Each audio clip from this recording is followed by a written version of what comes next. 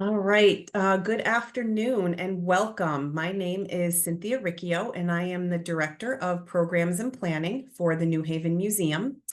Today's program is the first in the new New Haven Museum's webinar series, Voices of Legacy, Lunchtime Conversations on Early Black Women. What do we know and what can we learn about the experiences, viewpoints, and feelings of enslaved and free Black women in New Haven in the 18th century? Writer and historian Hope McGrath will share extraordinary first-person accounts of two local women in the 1700s. During today's webinar, McGrath will share two remarkable documents. The first is the Revolutionary War testimony of Rose Luke, a free Black woman who recounted her assault at the hands of British officers during the 1779 invasion of New Haven. The second is a moving descriptive from Judith Cox, an enslaved mother, to James Hillhouse, penned in her own hand in 1795. In these documents, Black women tell in their own words what they experienced, giving us a new way to approach and understand signal events and people in New Haven history. McGrath came to Yale after earning her PhD in history from the University of Pennsylvania. She served as a researcher, writer, and editor for the Yale and Slavery Research Project and is currently the research coordinator for Yale, New Haven, and Connecticut history at the Beinecke Rare Book and Manuscript Library. McGrath was part of the team that produced the exhibit, Shining Light on Truth, New Haven, Yale, and Slavery, which is on view at the New Haven Museum through March 1st, 2025. Welcome, Hope. Thank you, Cindy, and thank you all for being here. I want to acknowledge first my amazing colleagues at the Beinecke Library and many friends at the New Haven Museum who have supported this research and who made today's presentation possible. It is a joy to do this work in community with so many talented people. And today I feel very privileged to share with you the stories of two women who lived here in New Haven in the 18th century. When Cindy first suggested a speaker series highlighting women from the Shining Light on Truth exhibition, I was thrilled. I knew I wanted to tell you all about Rose Luke and Judith Cox. There was only one problem. Rose and Judith are not technically in the exhibition. Their names do not appear in it, and there are good reasons for that. Still, after my talk, I hope you will agree that they are part of the history represented in Shining Light on Truth. I also hope to persuade you that knowing Rose and Judith's stories gives us a more complete understanding of our local history, and even some insights into broader questions about war, power, slavery, and memory in early America. Rose Luke was born about 1732. We don't know much about her early life, whether she was born free or enslaved, if she was from New Haven or came here from somewhere else. She first enters the archival record that I have found on February 18th, 1753. That's 272 years ago this month, when she was admitted as a member of the First Church on the Green. Rose Luke was Black, and she was married to a Black man named Gad Luke. We know more about her husband's early life. Gad was born in 1725, and his parents were Jethro and Ruth Luke, who had been enslaved to Mary Pierpont, a very prominent woman in New Haven.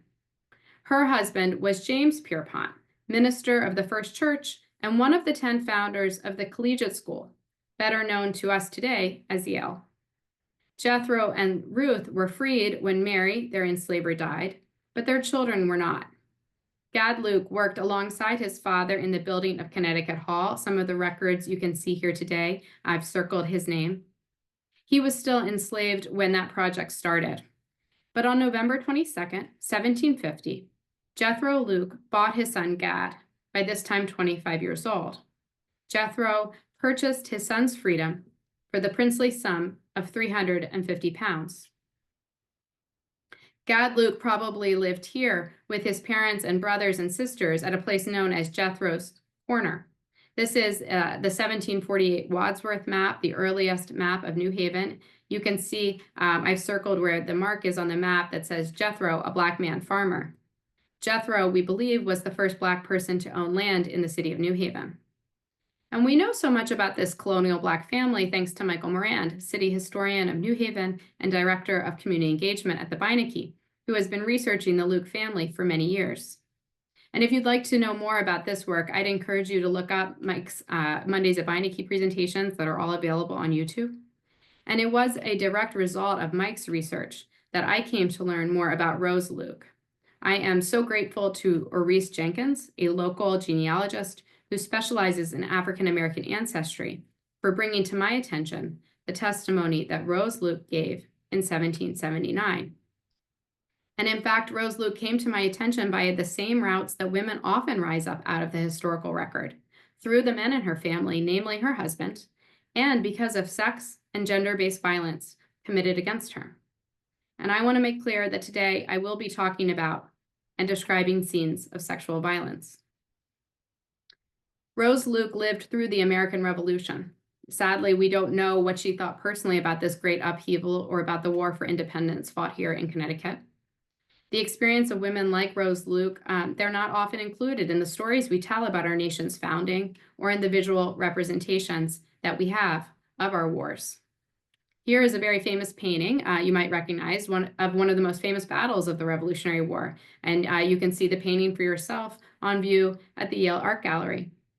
But unlike many depictions of American wars, this painting by John Trumbull includes the presence of Black people who fought in the Revolutionary War. A man named Asaba in the lower right-hand corner, you can see fighting alongside his enslaver.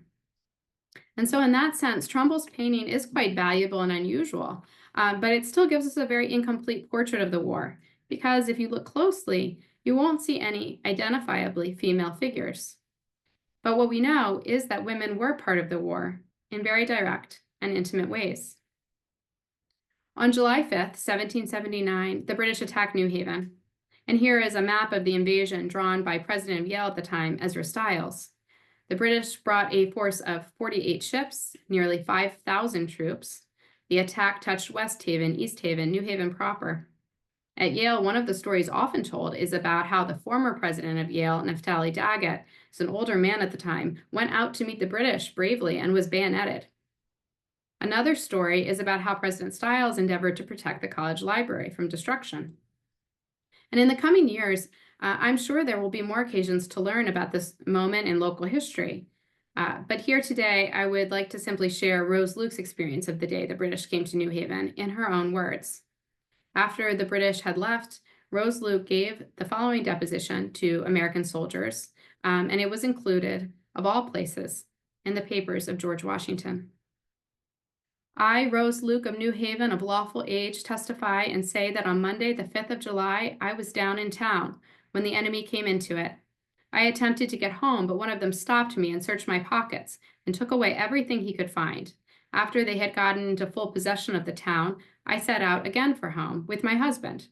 When I got home, I found 4 of them in the house, in the first room I went into. I then thought I would go into the next room, supposing there were none of them there, but as soon as I opened the door, one of the regulars laid fast hold of me. I struggled till we both fell to the floor when I escaped from him as far as to the door, where he again laid hold of me. I clenched my hands in the place where the door latched and held as fast as I could, but the soldier used great violence to get me loose, till my husband came in and rescued me from his hands. A colonel then came into the house and tarried a while, but as soon as he was gone, they came into the house and about the house and did all possible damage. One came into the house to get to me and told me there was a harness in the next house and I must go and get it. I told him I did not know there was any there and I could not get it if there was. He said I should go. I told him I would not. He damned me, said I should, and took a cane and drove me over to the next house where there was an old Black woman. He then told me I must go up into the chamber. I told him I should not, and he said I should, or he would kill me instantly. I then begged the other woman to go up with me, but he swore he would kill her if she offered to come. He then drove me up 2 stairs, and then laid fast hold of me, and carried me up in his arms into the chamber, and there was attempting to do violence to my chastity. But I made all possible resistance by my struggles, and cried until another person came up and saved me from his brutal fury.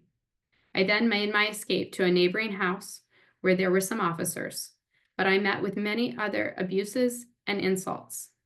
I asked them if they were not ashamed to treat an old woman who had had 10 children in such a manner, and they said so much the better. So, what can we learn? What do we learn from these words spoken by Rose Luke? Of course, we learn about her harrowing experience of what that attack was like by British soldiers. We learn about how she fought them off. I think we learn something of her bravery and courage and character.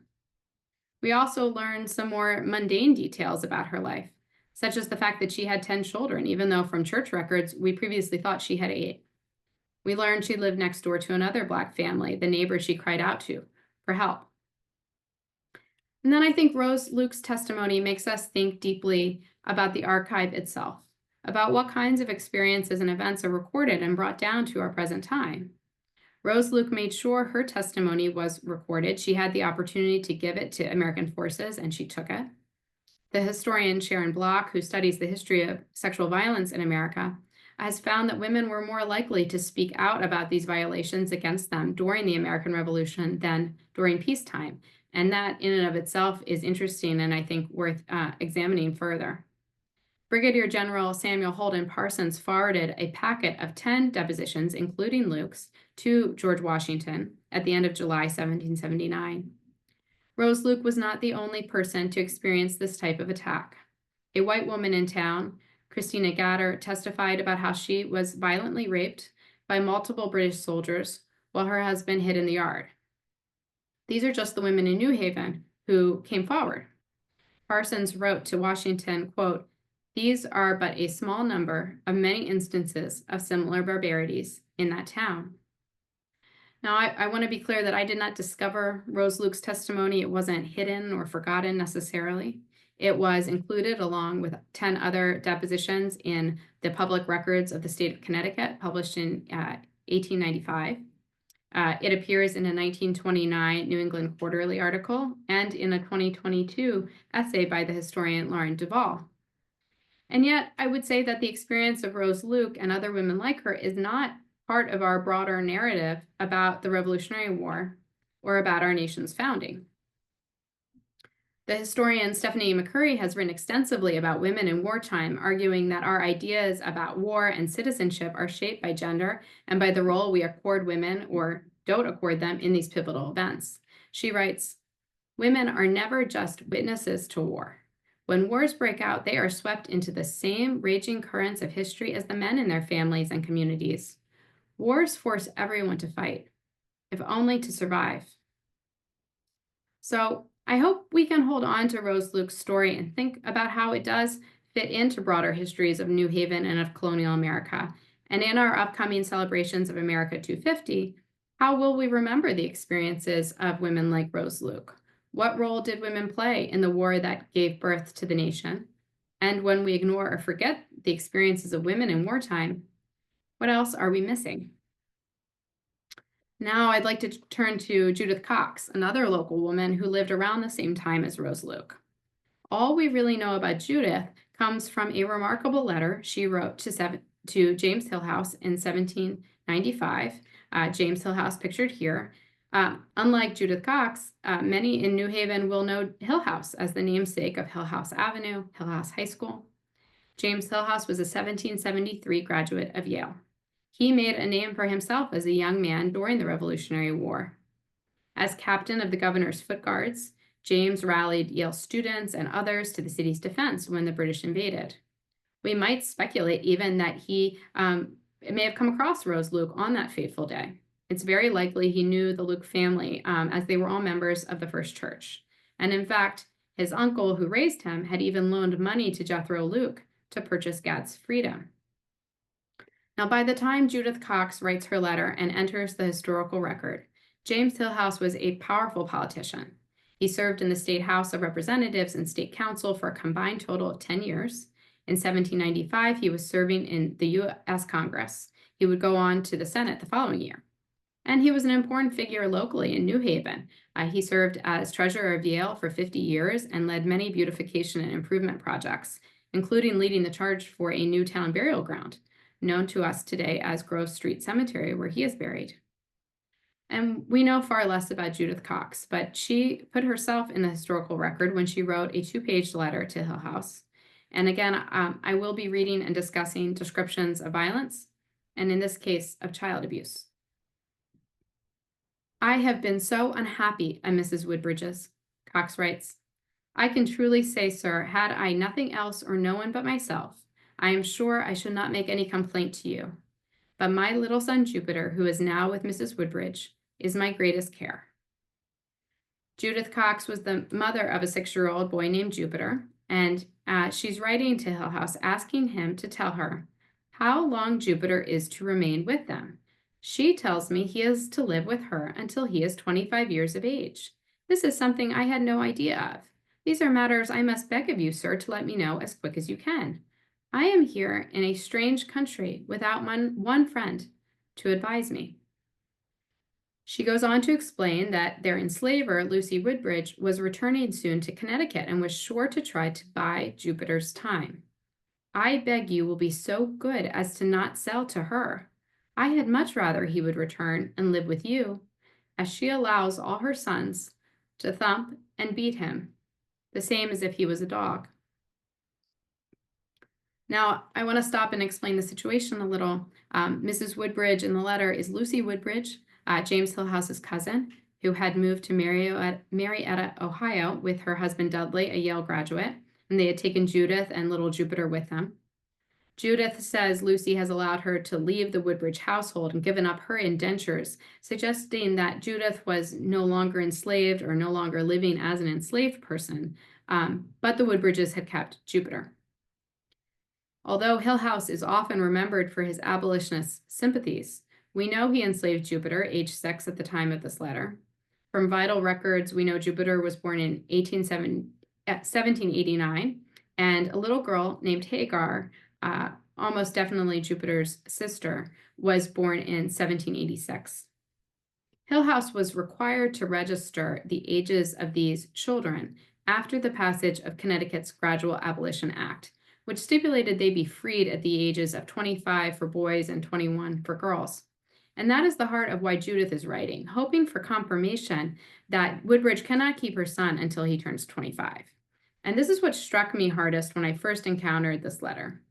In history books, you often read about Connecticut's Gradual Abolition Act, passed in 1784, as a great milestone for freedom. It ended slavery for life among this younger generation. It said that children like Hagar and Jupiter would not die enslaved as old people. But when you read Judith's heart-wrenching words, you understand how long 25 years was. Here she had a little 6-year-old son who would be subject to the abuse of Woodbridge and her children for another 19 years, treated no better, and perhaps worse, than the family dog. In her letter, Cox pushes back against what she saw as Woodbridge's misrepresentations. Mrs. Woodbridge may tell you that I have behaved bad, but I call on all the neighbors to know whether I have not behaved well, and whether I was so much to blame. She has called me a thief, and I deny it. I have done my duty as well as I could to her and all her family, as well as my strength would allow. Unfortunately, we don't know what happened to Judith or Jupiter next, but we do know that her words puncture the image of James Hill House as an unqualified abolitionist, which is how he has often been remembered and celebrated.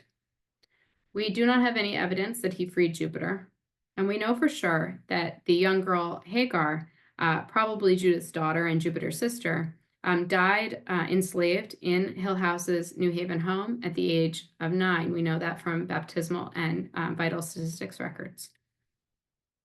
Stepping back, I see Judith Cox's letter as an extraordinary act of power and advocacy by a Black mother writing to one of the more prominent people in Connecticut, if not the nation, at the end of the 18th century. And I admire Cox as a person in history. I hope she succeeded in her mission on behalf of herself and her son. But I also appreciate that her letter means something for us as people today, trying to make sense of history. Because a version of the past that celebrates our war heroes without an understanding of their domestic lives is incomplete. A version of the past that looks at a politician's voting record or speeches in Congress, but doesn't include that they were enslavers of children, is incomplete.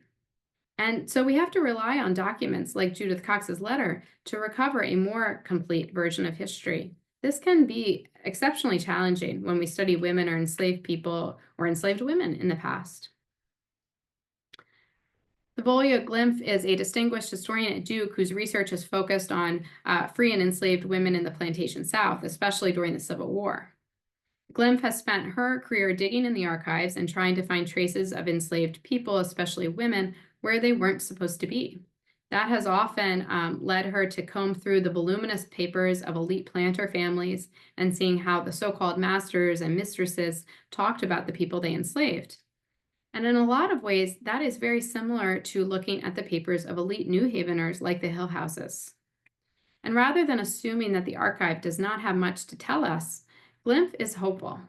She says, if we are open to listening, to learning, we will see that boisterous, loud archive made by enslaved people. And I agree. I think we find Rose Luke and Judith Cox in that boisterous, loud archive. Their appearance may be fleeting. It may not tell us as much as we would like to know, but in their own words, they left us a powerful record of their lives and experiences and emotions. And I believe that there are many more voices and many more stories to find.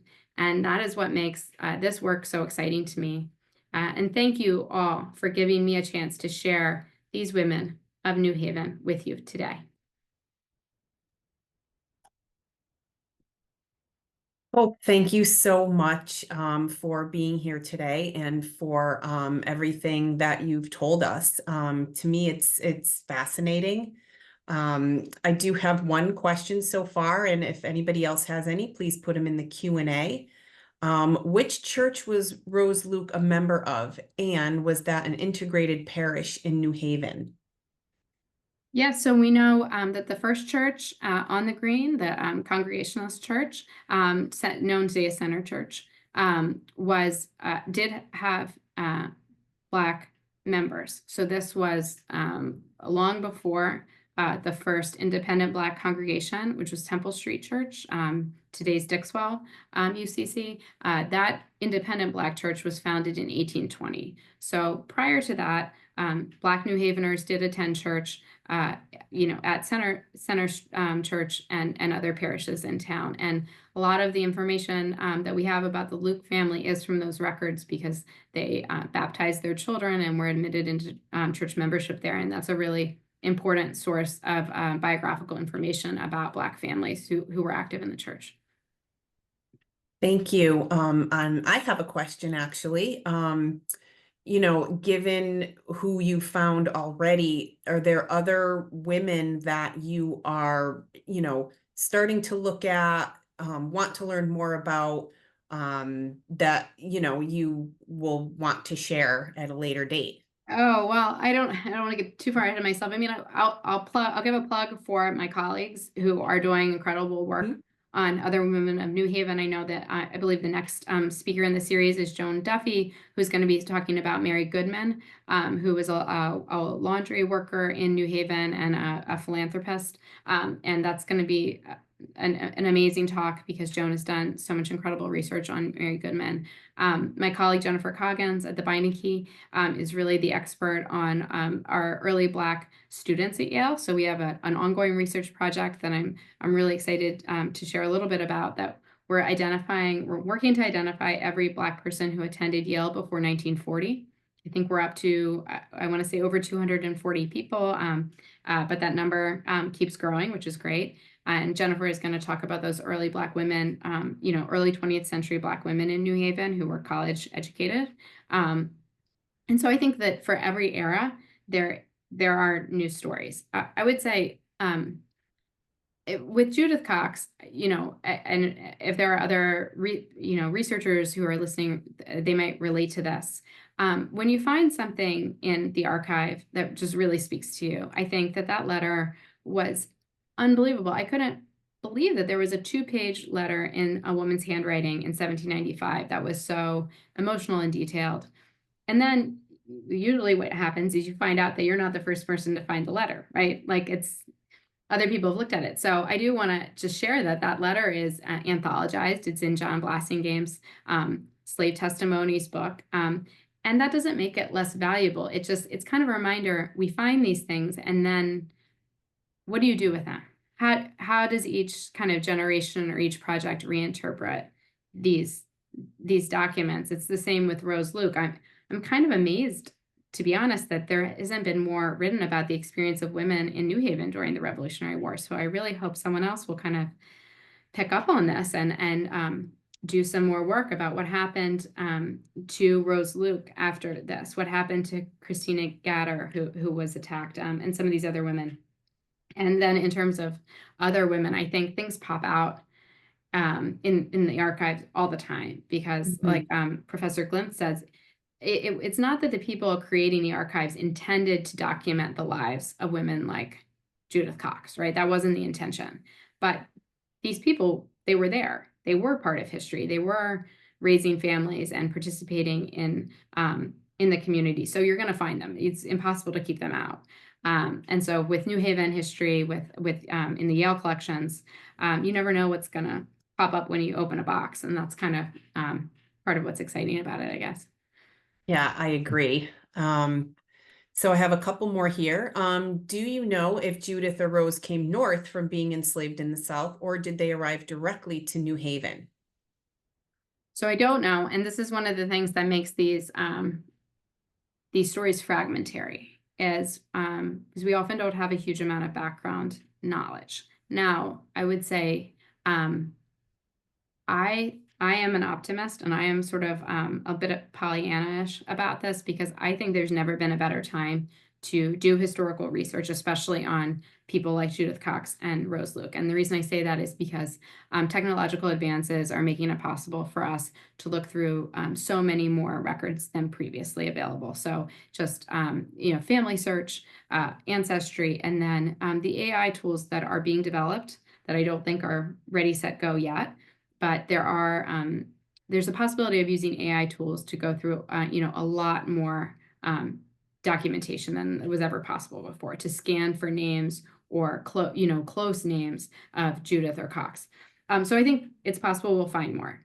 I Most of the Black families that I've studied in New Haven, they did not come from the South. They came here, had long histories, colonial histories in New England. New Haven, New England was part of an active slave trade. People came, Black Americans came here from the Caribbean or directly from Africa. So it's important to keep in mind that New England has its own very long history of slavery here, and a much longer history of slavery than freedom. Unfreedom has a longer history here than freedom does. And I think for me, that's why the Judith Cox letter was really powerful, because it dramatizes how the laws, even abolitionist laws, kept families apart. And that's something I think most of us really associate with the South, or we really associate that with, the Civil War. But it has a much longer history here. All right, I have time for two more questions. So, will there be more exhibits in the future that can include Rose and Judith in some way? Yeah, and thank you for that, because I do want to share one reason that Rose Loop wasn't this testimony wasn't part of the exhibition is because we didn't know about it when we did the exhibition. So that's more I'm sharing to say we're always learning, and the research is ongoing. And so that wasn't it's nothing nefarious or that we didn't want to include her. It's just like this is a constant process. And when her testimony was shared with us, when Arise Jenkins shared it with us, I do a lot of tours of the exhibition with school groups, and it's something that I've incorporated into the tour. And I love to tell school children, especially, here's something that we didn't include because we didn't know it, because it's very much an active, ongoing process of research. And then the other challenge I'd say in exhibition work is the lack of visual representation. So you may have noticed, my presentation doesn't have any visual representations of Judith or Rose, because we don't have any. I did use, I created one image using an AI application. I used this silhouette of another Black woman from the same time period, but it's difficult to capture people's attention and engage them in an exhibition without representations of women. And I think that that is something that kind of a side interest of mine has been, how do we engage artists to kind of help us imagine some of these women or families or children, people where we just don't have the artwork. And so that's one challenge. And in terms of future exhibitions, I'll also plug that the Beinecke is doing a new exhibition that will open soon in March at the Schwarzman Center. That is a kind of a continuation of a lot of this work about Black lives in New Haven. So I'm really excited that we're doing a lot of work to share these stories. But the challenge remains of not having pictures of women like Judith and Rose. I think is a real challenge. Yeah. And one more, how long had she been in this country when she penned that letter in perfect English? Well, we don't know. It's quite possible Judith was born in the United States, in America. It wouldn't have been the United States. We don't know when she came here. We know that there were enslaved Black people in New Haven from the 1630s, from the very founding of New Haven. So many of these people would have been many, many generations of Connecticut residents. I have a lot of questions about her literacy, but she wasn't alone. I mean, it makes it very unusual. It makes it a sort of even more extraordinary. But we know of other people in Hill House's orbit who were exceptionally literate. So just mention, Jupiter Hammond, who is considered the first published Black poet. One of his poems is in the Hill House papers. He was enslaved by James Hill House's wives' families in Long Island. So Jupiter Hammond has a very close connection to Hill House. I don't think it is a coincidence at all that Judith Cox's son is named Jupiter. So there were often, names were repeated in the family. There is an older woman also enslaved by the Hill House wives in Long Island named Hagar. And then we see that name again. And I'll just send this out into the world. I think that this is a great family where more research could be done to find out. Judith Cox, I haven't found anything else about her. But we do know that there were exceptionally literate and well-educated enslaved people in Hill House's orbit. And I think that's something we're thinking about further. Definitely. Well, Hope, I want to thank you again for being here today. It was such a pleasure. And I just want to remind everyone, we have 2 more lectures in our series next Wednesday, the 19th at 12:30. Joan Duffy will be talking about Marianne Goodman, the Good Woman of New Haven. And then on Wednesday, March 5th, Jennifer Coggins will be doing her webinar on early Black women students at Yale. So Hope had mentioned them before. So thank you for that. And we look forward to seeing all of you again. And all of this information about registering for these can be found on the New Haven Museum's website, which is newhavenmuseum.org. And thank you all for being here today. Thank you. Bye.